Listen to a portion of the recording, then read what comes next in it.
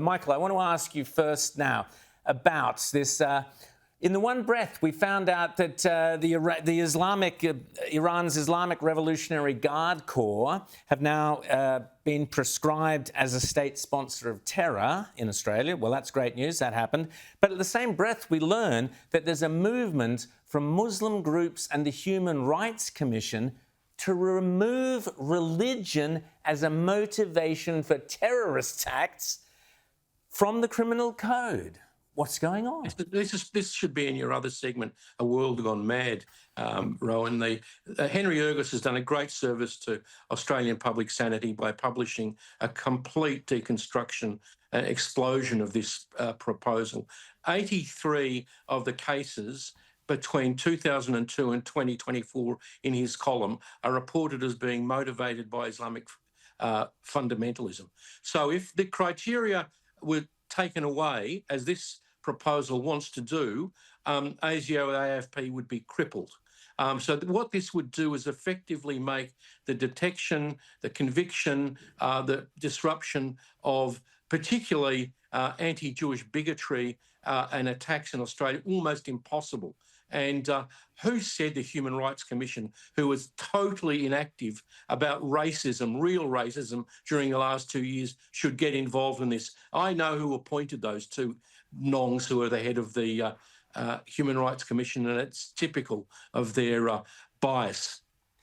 Alex, I want to ask you, I had to read this twice because I just couldn't understand it. They're actually Muslim groups and, as Michael says, human rights commissioners are arguing, take religion as a motivation for terrorism. But as Michael was explaining, isn't so much terrorism religiously motivated? What are they doing, Alex? Yeah, I don't understand it myself, actually, Rowan. I mean, I've had a bit of an interest in this topic during Senate estimates. I've questioned Mike Burgess, the ASIO head honcho, many times about the subject of it. Well, one of the things that's often confused me about it is the ASIO annual report actually talks quite a lot about language of right-wing nationalism and all this sort of stuff. And yet, I mean, I've asked this question several times. The last, I think 14 out of the last 16 terrorism-related events in Australia actually are bounded by religion. So, I mean, it's a complete nonsense to try to do this. And you'd have to wonder what the motivation for it was. And I might say also, it's just a sad situation in Australia that we're now talking about this more than we ever have before. I mean, the question has to be asked, why are we now talking about this on our own shores?